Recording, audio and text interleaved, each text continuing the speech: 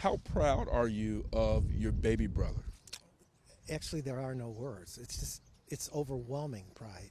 But it's also overwhelming responsibility. Being the first American Pope from Chicago and a relative, frightening.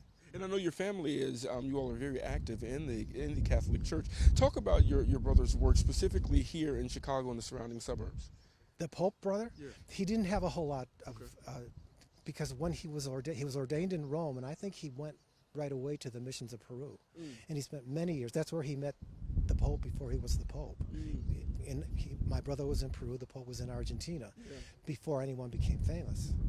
And then that's how the friendship started off, because the two of them were very close. Wow. So he was there for a while. He was down here at Providence High School, but then the order picked him to be provincial. So then he was traveling around visiting all the Augustinian places, and then he became general of the whole order worldwide. And then he finished those terms, and the Pope said, "You're not retiring yet. You're going to be a bishop down back to Peru." And then the Pope said, "You're not through yet. You're coming to Rome to be the cardinal." And then here he is. Unbelievable. Did you have any inclination that he would be even considered for this, or that it would be a strong possibility that he could be voted in? Pope? Yeah, for Pope.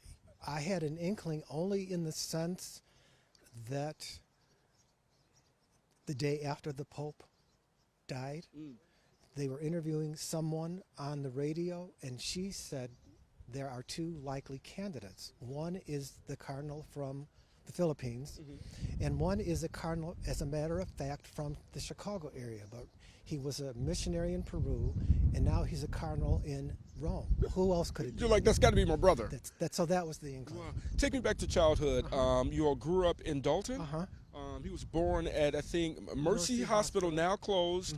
Tell me some of those other Chicago ties, South-suburban ties that you remember. See, there's not a whole lot that I remember, only because when he got out of 8th grade, he went right away to the seminary. So the whole high school year, college years, we didn't really know him other than summer vacation. So those 8 years of elementary school, excellent student. Compared to me, he didn't have to really work hard. It just came. Learning came to him. I mean, he just knew stuff. He could hear it and it picked it up. Wow. I had to study. Wow, I love it. I just left St. Jude. I talked to some parishioners there. I met a sweet old lady who said that your brother shook her hand. And so I know that you're active at the church there. Talk about your brother as Pope now. What could he offer to strengthen the Catholic Church, to make it better, all of that? I think he will, in some ways, be a second Pope Francis. I think he has a strong inclination to help the poor, the disenfranchised, the people that don't have a voice, because he spent so much time in Peru with the people who were impoverished. So I think he sees that need, and I think he will work for that. The church has to be universal and help everyone, but some people need a lot more help. I think he will also do something. I don't think he can do anything, but I think immigration's big time on his mind. He thinks the country's headed in the wrong direction there. So top of mind, immigration, are there any other things that you think that he wants to kind of help address right away?